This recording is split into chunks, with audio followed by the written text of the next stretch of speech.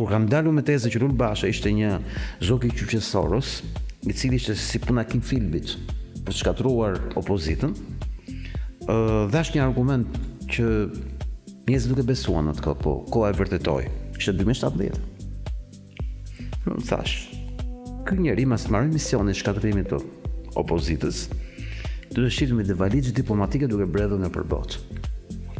Nuk deshën shumë vite që të vërtetoj që atë zgjonën komisioner të Bashkimit Evropian për paratë ruse në Ukrainë.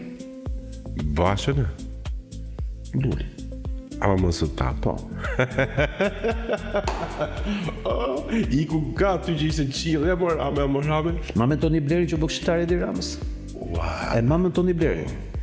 Tony Blairi, Saakashvili, Lul Basha, e mirat të tjerë, gjithë botë.